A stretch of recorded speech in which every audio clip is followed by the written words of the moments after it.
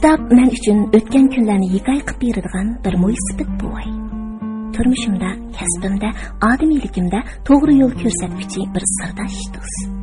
Ko'zlarim namdalganda umid ishonch ato qiladigan, qaytadan kuldiradigan bir umoq sabiy. Shunga men hayotimda kitobdan ayrilmayman. Do'stim, sizchi? Har qitim yangi bir kitobni qo'limga olganimda o'zim uchun yangi bir ustoz ko'paygandek his qilaman. Kitob mening aqlimga aql qo'shib qolmasdan yolg'izligimda eng yaqin hamrohim. Safarda xudim mayakdek menga yo'l ko'rsatkichidir. Albatta, men bu kitob o'qishni yaxshi ko'raman. Har kuni kech xizmatdan charchab qaytganimda bir parcha yaxshi kitob, qiynoq damlangan choydek shu omon orduqimni chiqarib, menga orom baxsh etdi.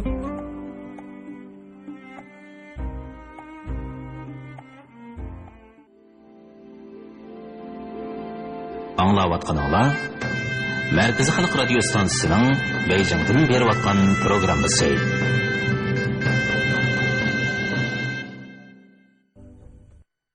Assalomu alaykum hurmatli radio anglag'uvchilar. Adabiy anglatish programmamizni anglashinglarni qarshi olamiz. Bugungi programmamizda yozuvchi Xolida Isroilning Qumluqning tushi nomli asarlar to'plamining davomini anglatamiz. Oy qandoq qilay, mening qizlarimni naladi. Kimlarning qo'lida xo'rinib yurdi-qandu. Nima kunlarni ko'ryotdi-qandu. Men har qaysini pek obdan bilaman. Chechani parqirtib tarashib olganing bilan insof yo'q senlarda. Onam meni, dadam meni. Nemishqa orzulabdiki. Mening bundoq bo'larimni nemishqa o'ylamabdiki.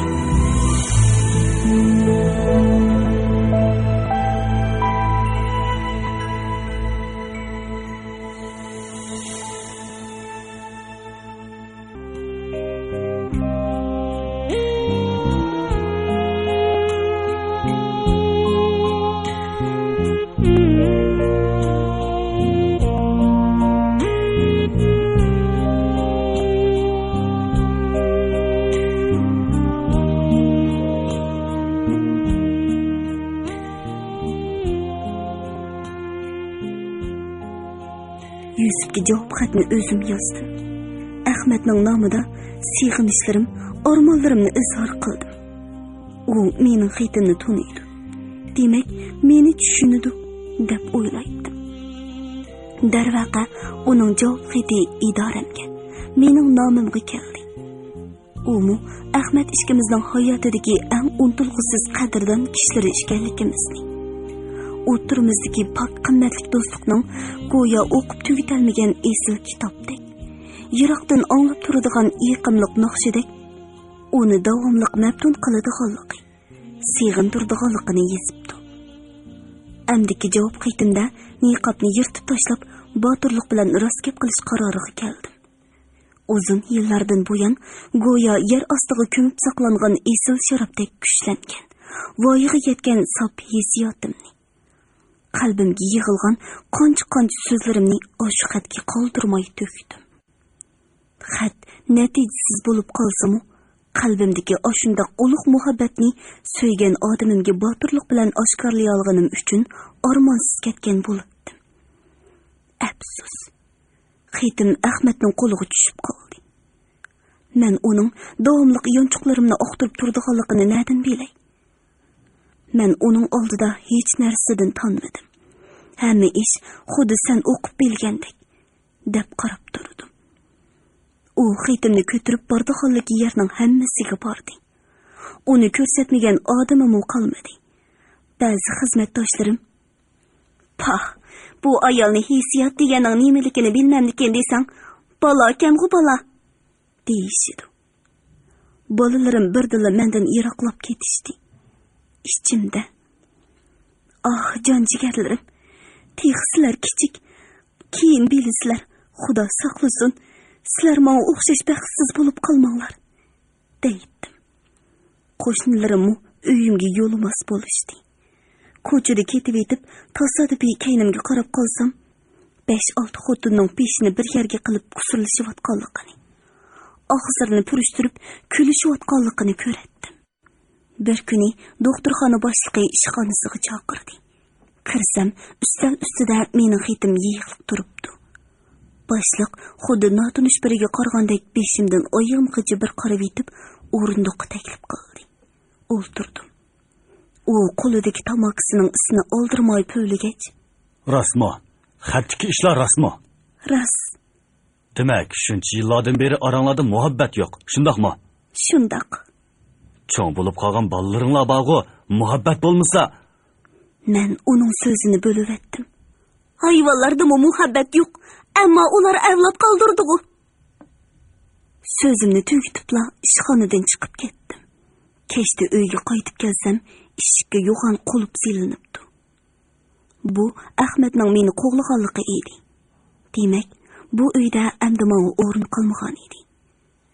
Shu kuni cho'ng singlimnikida qo'nib qoldim.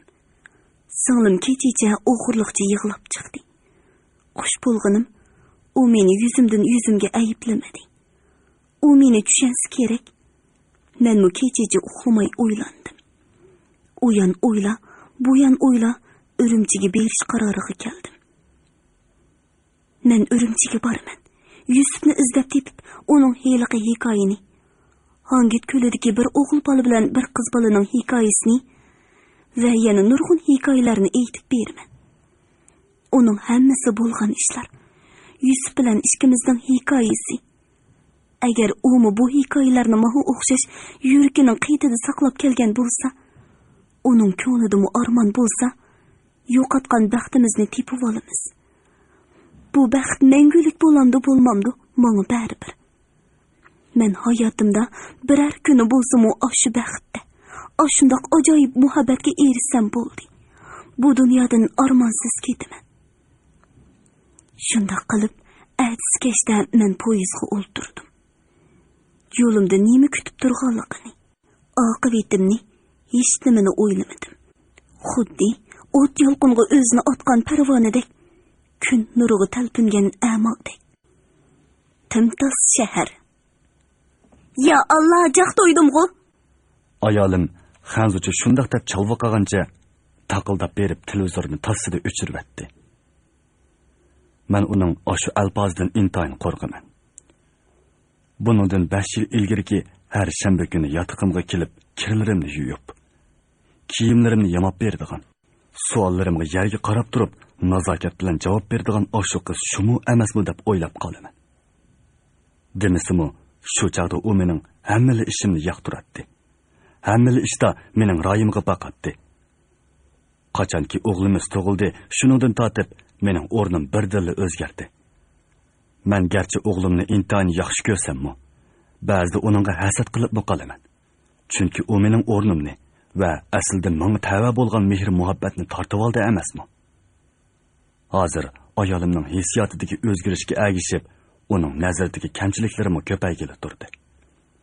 U mening karvatda yetib televizor ko'rishimni, kiyimimni udul kelgan yerga tashlashimni, yo'l minishimni, tamaki chekishimni, shahmat o'ynashimni, qisqasi hamma ishimni yoqtirmaydi. Shu sababdan mening kunlarim siqilish ichida o'tdi. Men har qanday ish qilganda ixtiyorsiz ayolimning ko'ziga qarayman. Agar uning chiroyidan bilinar bilinmas tabassum yoki rozimanlik aks etgan bo'lsa, shu hamon ayolimning shu tabassumi uchun butun dunyoni tegishib etishga rozi bo'laman. Men hiylatilla to'lib samirishga boshlagan ayolimning orqasidan qarab qo'yib, so'zib asnab toza bir kerilib oldimda o'rnimdan ikki turib ketdim. Oyoq ostimdagi pokizlikdan valildab turgan yerni poskina qilib etishdim. To'g'risi, ayolimning tilishdan qo'rqib, tamakini ilib balkonga chiqib ketdim. Balkon mening jannatim. Faqat mushu yerda men qilchi andishsiz o'ldirib qo'polayman. Yana bu yerda turib, boshqalarga egizdan nazar silib huzur suralayman. Neni egiz, hayvatlik binolar, daraxtlar, gulliklar, ravaqlar ko'z oldimda xuddi shahmat taxtsidek urug'lardek qator-qator namoyon bo'ldi. So'ltidan odam aymindigan neni qomatlik erlar xuddi qo'ng'izga o'xshash hakavur, jalibkar, Satang ayollar kötekdek badani ostida bir g'erit qutlari bilan o'rdakdek irg'anlab ketayotgandek ko'rinadi. Odatda o'zini siningdan necha hassi yuqori chaqlaydigan kishilarni birdamlikda bo'lsa-mu, shu holatda ko'rish albatta xo'shanlarlik ish. Men ularga qarab ichimda kulaman. Ularga xilma-xil laqamlarni qo'yaman. Mana bu mening hech kim tortib ola olmaydigan erkinligim. Bugun 5-avgust. Yana bir kun ma'nisiz o'tib ketdi. Atimi shundoq o'tdi. Ana, birinchi qavatda o'ltiradigan Oblis shahmatini qo'ltig'iga qistirgunicha gullikka qarab mangdi. Hali u yerdagi simut shira ustida shahmat qiziydi. Oblis, men, ikkinchi qavatdagi Shokir akam va nerqi binodagi Umar to'timiz idorada danqi chiqqan shahmatchilar hisoblanamiz. To'timiz o'yinga bir tushib ketsak, Oblisning ayoli qayig'inicha chiqib erini oldiga silib akirib ketmaguncha yoki mening o'g'lim opam chaqiryotdi deb chiqmaguncha o'rnimizdan turmaymiz. Biz ana shunday odamlar. Bizga shahmatga munosibatsiz ishlarning hammasi ma'nisiz tuyuladi. Biz vujudimizdagi boshqalar ustidan g'olib kelish xumorimizni mushu olqonchilik oq-qora chaqmoq siziqchilar ichida qondiramiz. Gullikning orasidagi tor yo'lda pakar, yo'g'on bosh, salobatlik bir odam paydo bo'ldi. U mening udul qo'shnam ham boshliqim. Agar idoramizning kasbiy tadqiqot bo'limini bir shahmat taxtasiga o'xshatsak, u o'sha shahmat taxtasidagi bir shoh. Qolgan yetimiz peshka.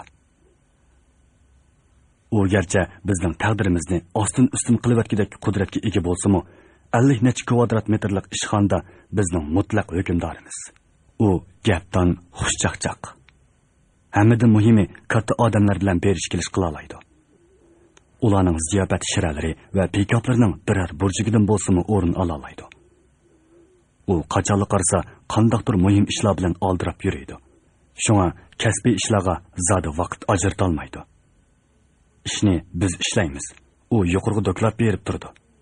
Kunda atigini ishga kelibla hamma cho'ng kichik boshliqlarni bir boshdan yo'qlash uning ko'p yillardan buyon izchil davomlashtirib kelayotgan odati. Biz uning boshliqlarning ishxonasida nima ish qildiganligi va ular bilan nimalarni deyishayotganligini bilmaymiz. Lekin bilimning barliq ishini shuning yurishtirayotganligini, u bo'lmasa hech qanday ishning oqmaydiganligidan gumonlanmaymiz. Shunga ishxonamizning har qanday tadqiqot natijasiga birinchi bo'lib uning ismi yoziladi. Shu tapda uning atrofiga o'ziga o'xshash Shoh, Ruh, Farruzim, Pilla yig'ilishga boshladi. Uning o'rniga ko'z tikib, atrofidan cho'rgilab ketolmaydigan istiqbolliq yosh peshkilardan bir nechasi paydo bo'lishdi. Bugungi zamonning yoshlarini hargiz salchoqlig'i bo'lmaydi. Ular munosabat degan bu narsaning muhimligini boshlang'ich maktabda o'qiyotgan chog'laridan tortibla tushunishga boshlaydi. Oliy maktabni bitkizganda bo'lsa, xilil pishib yetilgan bo'ladi. Shunga ularning maktab darvozasidan andili chiqqaniga qaramay, xushomatchilikda ajoyib mahoratlari bilan cho'nglarni bisib tushadiganligidan ajablanishning hojati yo'q. Qisqasi, ular muhim ishlarni ko'ngliga pikkan muhim kishilar. Biz bo'lsak, ishdan tushibla shahmat, qarta o'ynab kun o'tkazadigan, ancha hisobga ilinmaydigan bandalar. Atrofimizda doim yuz berib turadigan yangi ishlar. Kimdir birining tuyuqsiz omadi kelib o'sib ketganligi, qaysi birining bir kechada axborot personajiga aylanib qolganligi, yana birining qandaqdir yo'llar bilan ushtum tutib ketganligiga o'xshash ishlarga qarata shundoq bo'ptimi? Buningga nima degilik, jahon shundoq tursa deb qo'yamiz. Odat bo'yicha Oblis, Umar va Shokirlar yig'ilib bo'lishdi. Ular koni gazetdan yirtib, muhorga yo'ygash meni saqlayotdi. Tunaygungi maslahat bo'yicha men ularga bugun Karpovning boshlash usulini o'rgatmoqchi. Pastga tushmoqchi bo'lib, putimni yo'tkishimga ko'zim tunish bir chiroyga tushdi-da, yuragim qartdi qilib, joyimda to'xtab qoldim. Tog'am, tova, u bu yerga nima deb kelgandi? Hayronlik bilan billa xiyolimga eng dastlab kelgani qo'rqish bo'ldi. Men ahvolni ayolimga chalib bo'lib uqtirdim-da, yugurgan peti pastga tushib, tog'amning oldiga chiqdim. Ikkimiz palampayda uchrashdik. Ko'zlarimiz uchrashgan daqiqada yetirqigandek bir haza bir-birimizga qarab turishib qoldik. Ya Allah Tursunaxon, biz kelmasak, tag'am bilan tuqqanlarim bor edi deb yo'qlab berish xiyolingga kelmagida ekan. Qandaq, obdan turib-atamsan? Uy iching tinch amanmi? Tag'am men bilan ikki qo'llab ko'rishib, qo'llari bilan saqinni silab, "Amin, Allohu akbar" dedi. Menmi uni do'rdim. Shu oraliqda men uning ko'zlaridan ich og'ritishqimi ham nasxirigimi o'xshab ketadigan bir xil ifodani g'ilpal ko'rib qoldim. Men kichik vaqtlarimdan tortib tag'amning oshu qarishidan intayin qo'rqatdim. Chunki u xuddi saqayishdan umid uzilgan kasalga qaragandek bir xil qarash edi. Men uning oshu qarashlaridan bezor edim. Uning yenidan yiroq qechib ketgim keladi. Qerishqandek o'tir maktabda o'qiyotganimda onam o'lib ketib, oshu tag'amning qo'liga qoldim. U doim mening oldimdilar. "Hey, rahmatli ochamning bir tal o'g'lining bundaq bo'shang bo'lib qolganini qaramamdigan. Bu cho'ng bo'lsa, qandoqmi jinini boqar?" deydi va davomli o'zining osmonga pichoq otadigan o'g'illarini maqtaydi. Men tag'amning oshu ko'zlaridan qutulish uchun bor kuchim bilan tirishib o'qib, oliy maktabga o'qishga keldim. Keyin Urumchida ishlab qoldim. Tag'amning bolalaridan birarimi o'qishni to'liq o'tir maktabgacha davomlashtira olmadi. Demak, men ruhiy jihatda o'z-o'zimga tasalli bera oladigan asosga ega bo'lgan edim. Biroq tag'am bilan ko'rishgan dastlabki minutlardan tortibla shuncha zo'r tirishchanlik ko'rsatib tikilgan asosimning o'zligidan yemirilishga boshlaganligini his qildim. Oqshimi mehmonxona uyda mungdishib o'tirgan chig'imizda tag'am qachonli qarsa qizirib turadigan sal olg'ay ko'zlari bilan uyning to'rt atrofiga sinchilab qarab chiqqandan keyin bulungdagi 14 dyumlik rangsiz televizorni ko'rsatib, "Texchi mushni ko'ryapsizlar? Yo sizlar shundoq kambag'almi?" dedi. Choy quyig'ili kirgan ayolim uning so'ziga javoban xanzurcha.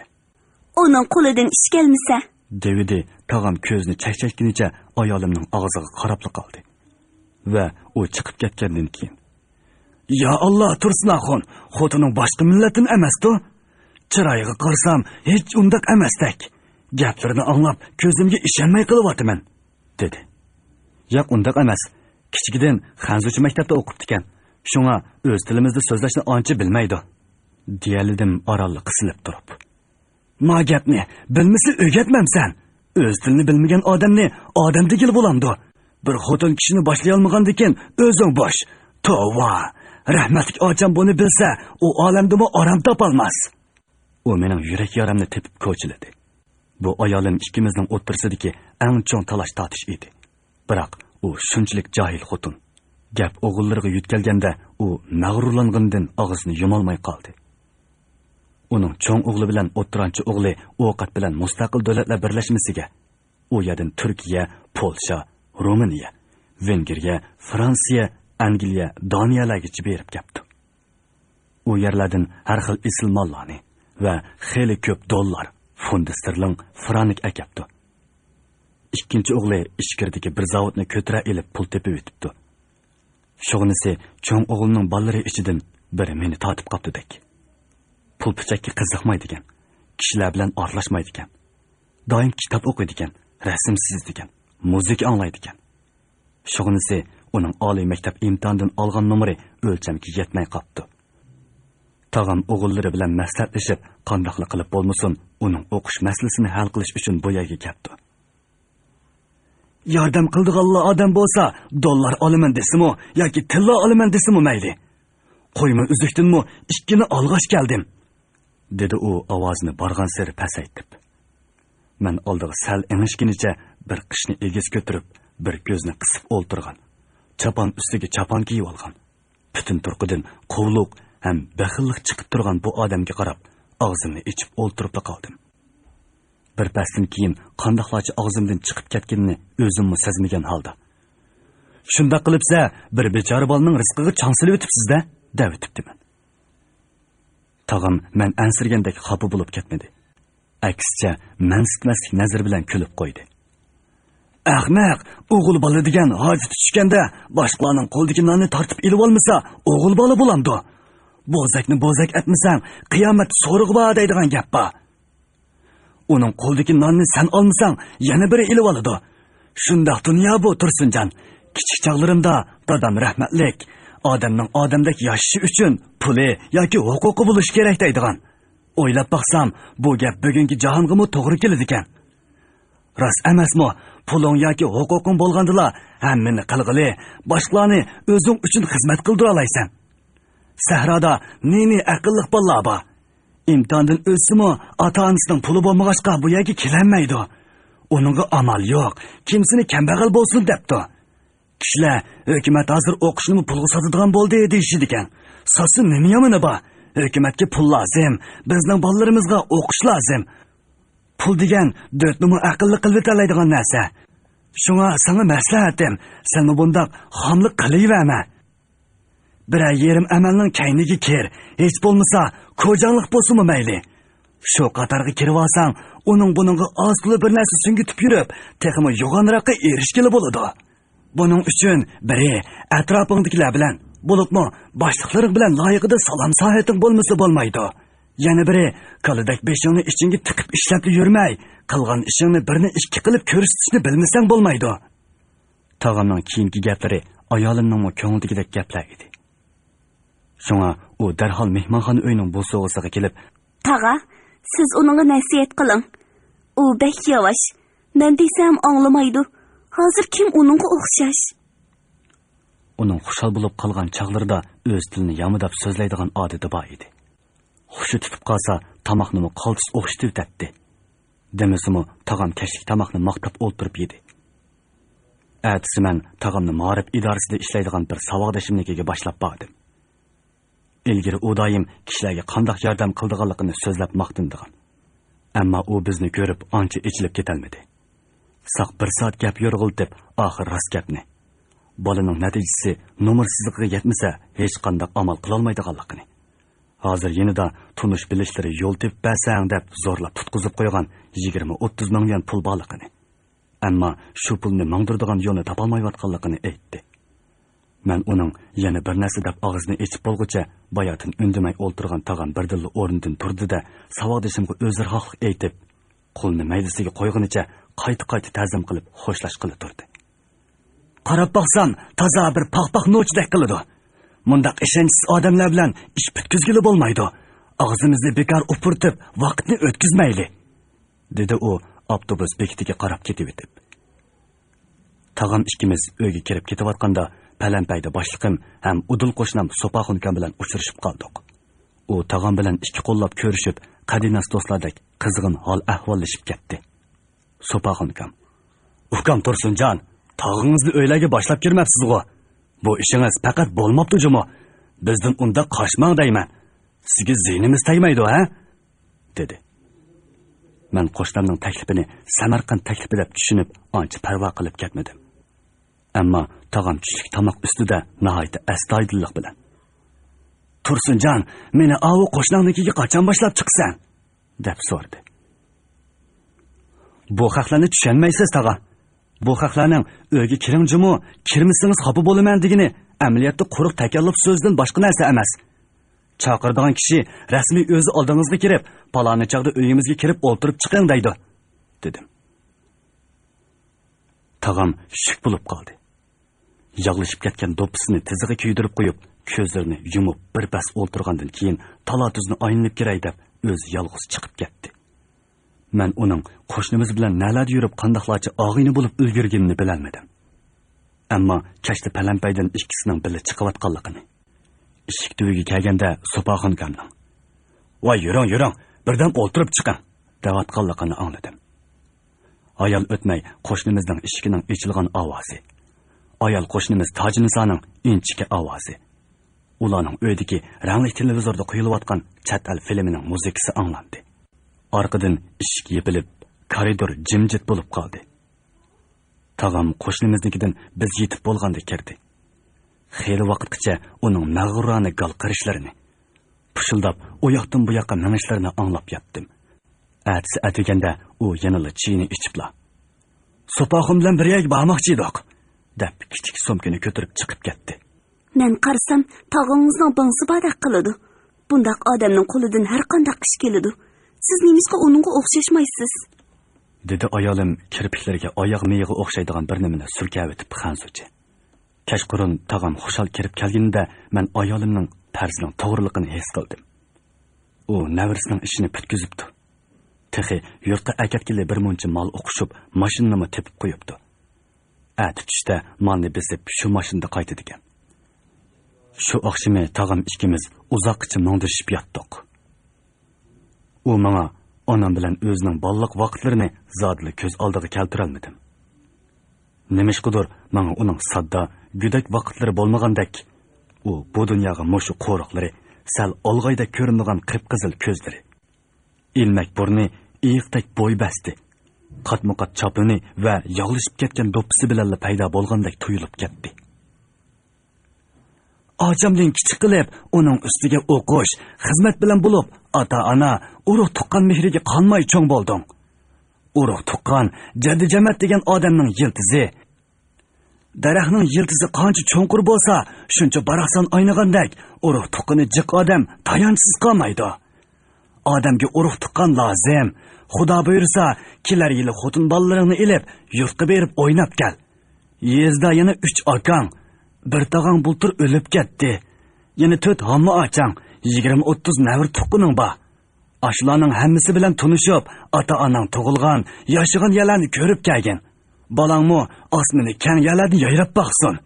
Rost gapni qilsam, shu balangga ichim og'rib qoldi. To'ttamning ichidan chiqmay, sap havo, optob ko'may cho'ng bo'ldi ekan. Hey! Ko'zlarim yumilib ketyapti. Uxlab qolmaslik uchun ko'zimni zo'rlab ichib, tog'amning gaplariga, shundoqmi deb qo'yaman.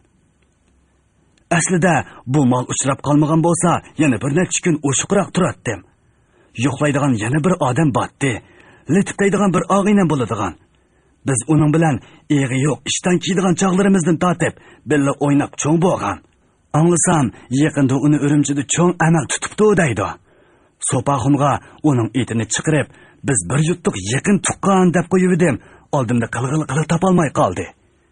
Bir shaharda bo'lgandikin, senmi tuniydigansan? Deb baqa, zodi qanchalik amali bor uning? Litip, dozisining ismi nima? Deb so'rdim ajablanib. Musraxun boy desa, bizning yurtdagi cho'nglardan tunimaydigani yo'q. Nihoyatda zardor odam edi. Ko'zlarim chaqchiyib, uyqum birdilla ichilib ketdi. O'rnimdan qo'pib, yotqinimning ustida o'ltirdim. Rostli shu bo'lib qolsa, qaltis cho'ng boshliqchimi tag'a? Lekin uning sizni tunishi natayin. Ashu Litip meni tunimasmi? Yo'q. Har qancha cho'ng bo'lib ketgan bo'lsa-mu, meni tuniydi. Agar tunimasa, adash, eg'i yo'q ishdan kiydigan chog'larimizdan tortib billa o'ynab cho'ng bo'lgan edik-ku. Jangalda billa pada boqqandik-ku deydim. Davratdim. Mushimal uchrab qolmagan bo'lsa, oldiga kiratdim. Seni ilib berib, tunishtirib qo'yatdim. Shunda qilib tog'am ketdi. Tog'am tushgan mashina yiroqlab ketayotgan chaqda men umrimda tunji qitim o'zimning shu qadar yakki yigona, tayanchsiz ekanligimni his qildim. Men tog'amning balliq vaqtlari to'g'risidagi hikoyalarni atisla unutib ketdim. O'lib ketganiga uzoq bo'lgan ota-onamning yurti va u yerdagi kishilar menga munosibatsiz bo'lg'achqa meni qiziqtira olmaydi. Qachonlardan tortibki ayolim o'zgarishga boshladi. Mundaqcha aytganda, uning o'zgarishiga qo'shnimiz Tojinisa sababchi bo'ldi. U pat-patli uyda pishirgan bir taqsi piranik, yal yemish yoki purqirab o'ri chiqib turgan o'pka hesib degandek narsalarni ko'tarib kirib keladi. Ayolim bilan paranglashib o'ltirib, yangi olgan ko'nglik raxtini, popaykisini, chini qochlarini danglaydi. Mundaq chashpasoni moda bo'libdi. Poloniyadagi pokoni tikuvchi usta kiyimlarni eng yaxshi moda tikalaydi ekan, degandek xabarlarni yetkazadi. Pat-patla ayolimni bozorga, satrashxonaga, tikuvchi ustanikiga boshlab ketadi. Ayol kishi go'zalligining 3 ulushi chiroyda bo'lsa, 7 ulushi pardoz deb bekor aytishmabdi ekan. Men yaqindan buyon ayolimning ilgari bayqamagan nurg'un aloyidliklarini bayqadim. Qiziq yeri chiroyining go'zalligiga agishib, ayolimning mijozini o'ngshilib qilayotgandek edi. U hozir kelmas vaqirab odam qo'rqitmaydigan. Menga nihoyat adab bilan muomala qiladigan. Ba'zida yangi to'y qilgan vaqtimizdagidek mehribonlik ko'rsatadigan bo'lib qoldi. Hammadan meni xushal qilgani uning Uyg'urcha so'zlashni o'rganib olganligi bo'ldi. Bir oqshimi u menga erkelab. Sizdek eski, shundoq yo'g'an tuqqaningiz turibman demabsiz-ku. Kimdan anglading? Mening qanday tuqqanim bor ekan? Hamma odam da'vatidi-ku. Tajinsa adam bek yaxshi bo'lib ketdi. To'ychaylarga men olmay bormaydi. Ajuyjang, sajuyjang, majujanglarning ayollarimi menga bek yaqinchilik qilgan bo'lib qoldi. Deb beqin, shu tuqqanlaringiz bo'lmagan bo'lsa, ular bizga mushundaq qilamdi. Xiyolimga guppida tog'amning so'zlari kelib, peshonamga birini urdim. Sopaxunkamning kuyimchanliklari, boshqalarning orqa-orqadan ishxonamga kirib, hol-ahvol so'rab ketishlari. Ayolimning birdilla e'tiborli xonimlar qatoriga qo'shilib qilishi. Aslida sababsiz emaskanda. Biriga omad kelib, amal tutgan kuni ayolning taraqlab ketishi aslida mushundaq odamlarning sababidan bo'lsa kerak. O'ylagancha tog'amning qiliqiga va odamlarning razilligiga g'azabim kelib, o'zimni bosolmay qoldim. Ati chiqib, Sopaxunkamga tog'amning so'zlarining chaqchaq ekanligini aytib qo'ymoqchi bo'ldim. Asli shu xiyol bilan xotirjam uxlab qolsam bo'ladi. Ammo uyqum kelmadi. To'satdim kallamga. Nemishqa bilmas kisilib, ishning taraqqiyotini o'z mayliga qo'yib bermayman.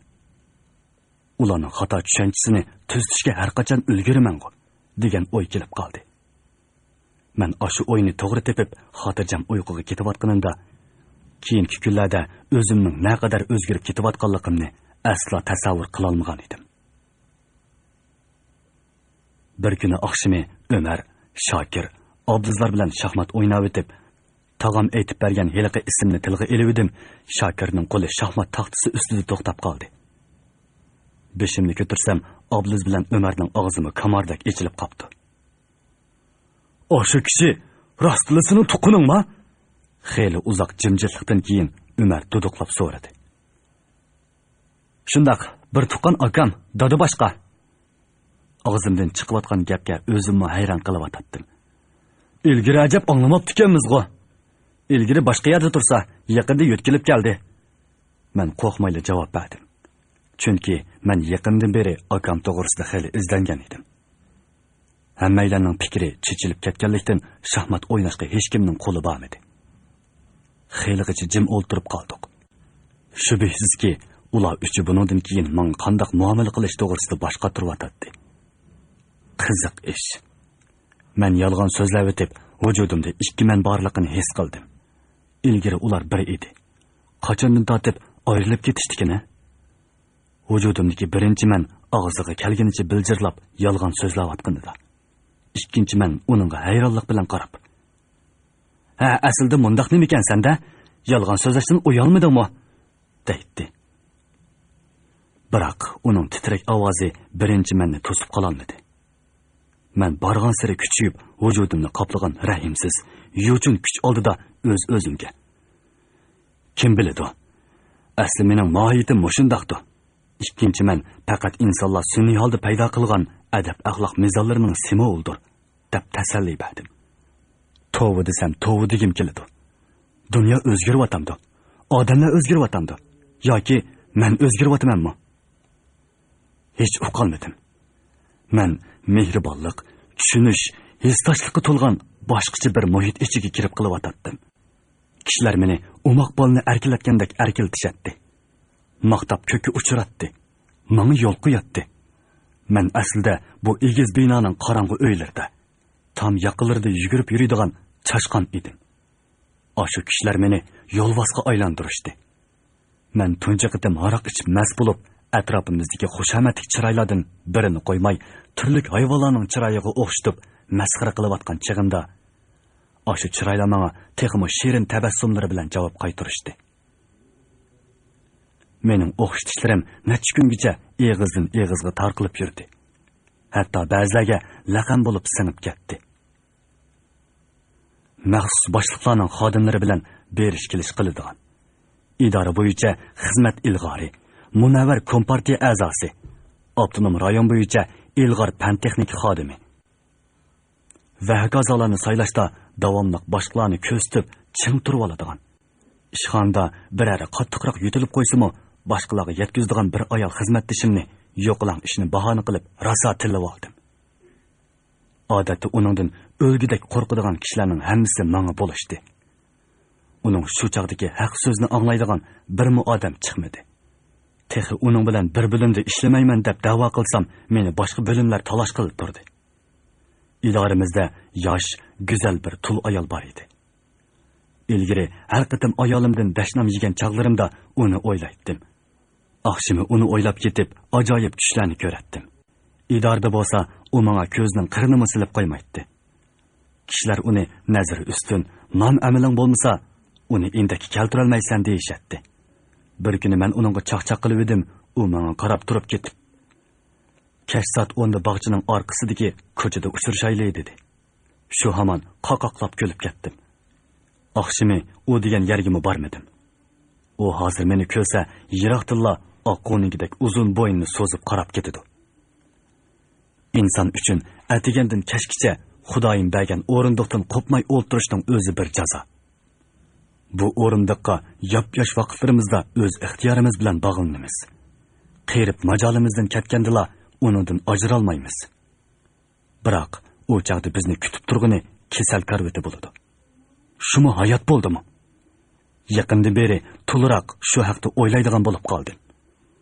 Yangi bilimga yetkilib chiqqan kunimga qog'ozga bak uzoq qadilib o'ltirsam, beshim og'riydi dedim. Bilim boshliqi kulib ketib. Undaq bo'lsa, pat-pat talatuzga chiqib, dal-daraxtlarga, yiroqlarga qarab, nervingizni orom oldiring dedi. Ichimdagi hiliqi ovozmi? 10 yil bekorga ishilding. Ishliginingni kim ko'rdi?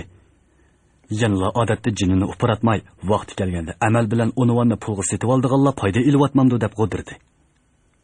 Shuningdan keyin har kuni soat 9 bo'la bo'lmayla nervonni orom oldirg'ili chiqib ketadigan bo'ldim. Bir kuni idoraning biqindagi qor yog'ochliq soyi yo'lda idoramiz uchrab qoldi. Qaraganda umuminsini orom oldirayotgan bo'lsa kerak. Ikkimiz qizg'in ahvollashib bo'lgandan keyin u mendan: "Atiganda bir yoqqa berib kelgan o'xshamamsiz. Akam jiddiy ish bilan chaqirtib ekan. Shu yerdan kelishim. O'zi Bejingga yig'inga mangdi. Aeroportga mang'ash, meni mashinasida ovi yergacha akilib qo'ydi." Shu gaplar mening og'zimdan chiqib o'tdi. Yolg'on so'zlashga munchivala ipim borligini ilgari zodi o'ylamagan ekanman. "Yangi bilimga ko'nib qoldingizmi?" "Herhalde ko'nib qoldim." "Ha, shundaqmi? Bo'lim boshliqinglar obdan odam, ko'ngilchak. Haras, yaqinda unvon baholash bo'lmoqchi. Har jihatdan tayyorlik qilib qo'ying. Xizmatni tirishib ishlayapsiz. Ko'rib turibmiz. Eng yaxshisi mukofotlangan tadqiqot natijangiz bo'lishi kerak. Ilmiy asar bo'lsa-mu bo'ladi, yana kelib ikkinchi darajalikdan yuqori bo'lishi kerak. Sizning bormi?" Buningdan 2 yil ilgari sistema bo'yicha xili ta'sir qo'zg'agan bir parcha tadqiqot maqolam 3-chi darajalik baholanib qolganligi tufayli o'rta darajalik unvondan quruq qolgan edim. Men shu chaqda mushu boshlig'imizning yeniga ahvol aytqili kirsam, u menga: "Ahvolni unvon baholash ishxonasidagilarga ayting. Bu ishlardan mening xabarim yo'q" deb meni quruq ishxonaga tashlab qo'yib chiqib ketgan edi.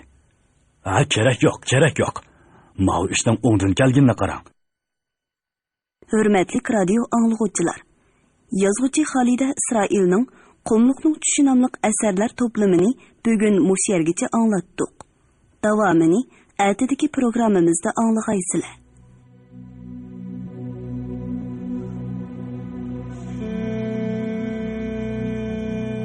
Materiallardan foydalanmamsiz. Materiallardan. Bo'lmasa, shunchalik kasbiy materiallarni nima deb yig'isiz? Muhimi, tutgan temangiz cho'ngroq, ishlarni jalb qila oladigan bo'lishi kerak. Ukam Tursun, men bu dunyoda insofli odam qolmadimikin deb o'yladim. Ilmi bor ekan. Rostini aytsam, men Xudoga ishongan emas. Agar Xudo bo'ladigan bo'lsa, bu ishni ko'rib turganda deyman. Men 5 bolam haqida Xudodan senga yaxshilik tilayman. Sen bilan urug' tuqqandek bo'lib qoldik. Seni yaxshi ko'rgach, akamning ko'nglinga shunday yaqin tuyuldi. Akam bilan mungdishib, asrolishib o'tirsak deydigan orzuyim bor.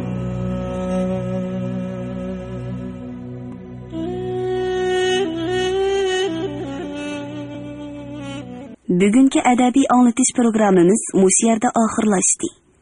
Ertadagi programmamizda ko'rishguncha omon bo'lg'aysizlar. Xayr xo'sh.